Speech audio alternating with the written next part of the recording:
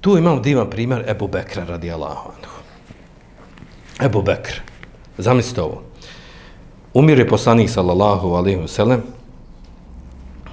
I šta se dešava? Tad se dešava, mi to možda nismo puno razmišljali kad smo to slušali, čitavali. Desio se velika, prva, najveća kriza u islamu se desila nakon smrti poslanika sallallahu alejhi ve sellem. Čitavo arapsko poluostrvo ostavlja islam mimo Mekke, Medine i Tajfa. Neobično to Tajf ostaje, Tajf među zadnjim gradovima koji je primio islam, ali eto i oni ostaju od njihovih kerameta. Uglavnom ova 3 grada jedino ostaju u islamu. Sve su ostalo odmetnuli. Jedni što se vratili na širk, kaže otišao Muhammed selam alijekum, a drugi nećemo davati zekat. I u tom momentu Ebu Bekr pokreće džihad. Zove se rat protiv otpadnika. Džihad protiv otpadnika. I dolazi njemu Omer radijallahu anhu, kaže, Ebu Bekr kaže, kako će se ti boriti protiv ljudi, kaže, koji samo odbijaju zekat. Oni klanjaju, vjeruju Allaha, vjeruju poslanika, samo neće dati zekat. Pa onda dolaze one legendarne riječi Ebu Bekra, kaže, tako mi Allaha, onaj ko mi napravi razliku između namaza i zekata, i ne dadne zekat, onaj povodac od ovce što treba dati, ja ću se boriti protiv njega. I spomenuo tekst hadisa i tako dalje. Duga time smo o tome pričali.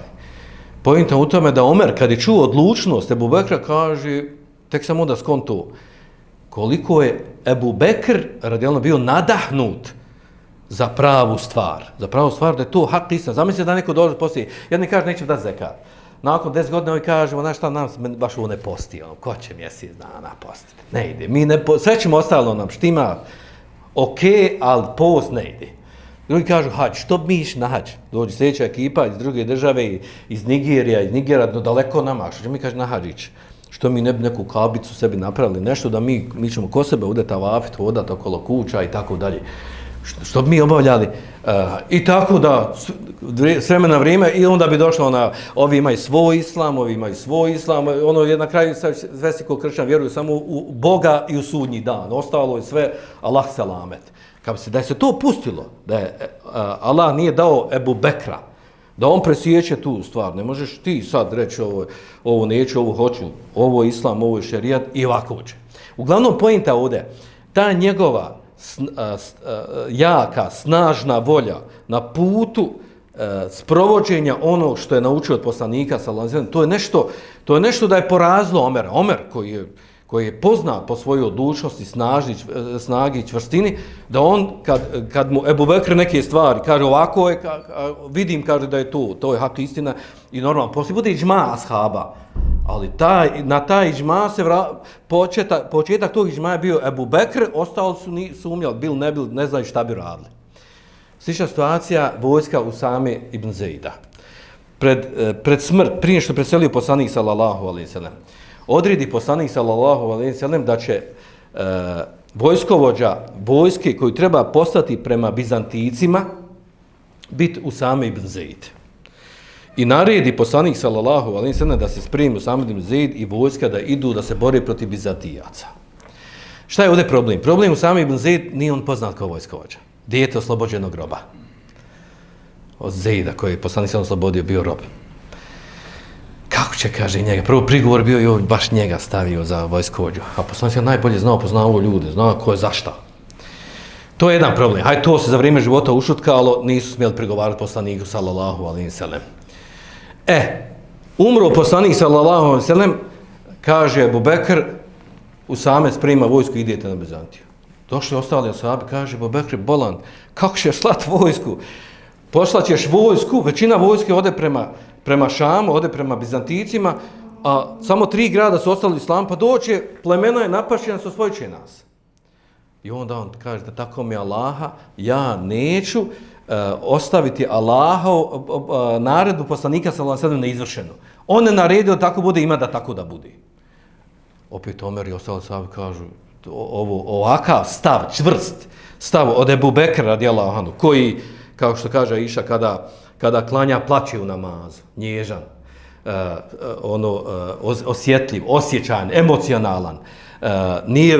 Nije poznato od njega bilo da imao tako nekih osim po pitanju vjeri naravno, jakih čvrstih stavova. U ovom momentu se pokazuje kao jedna najjača strana moć i snaga islama u tom momentu kada je trebalo sačuvati islam. I šta se dešava? Od Allahove mudrosti.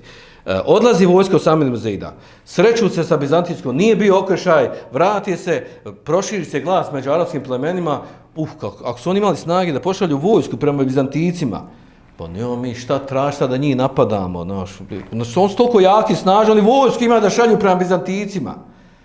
Kako ćemo mi njih napasti? Prepali se od tog čina samog, to je bio strah za njih. Jesu oni neka plemena pokušali tamo kod Medine napast, sada je Ebu Bekr izašao i borio se u džihadu protiv tih plemena koji su odmetnula. Uglavnom, to je toliko pozitivan efekat, bio to nevratna stvar.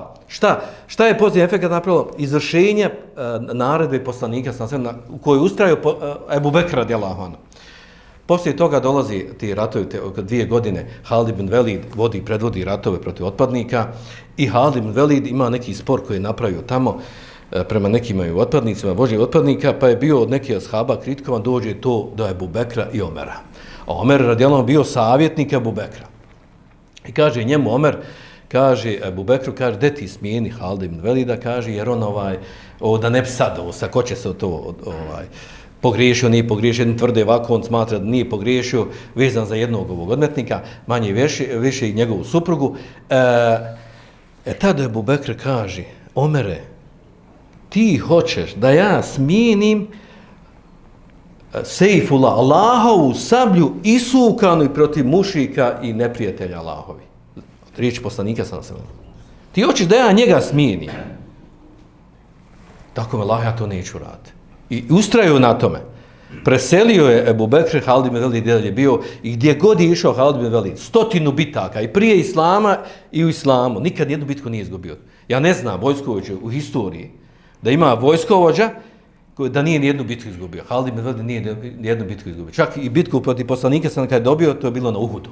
Halid ibn Velid je to odradio. Kada je došao s konjicom onima koji su bili na brdu Uhud, onim strijelcima, pa je njih porazio pa su satjerali muslimane. Šta je ovdje poenta?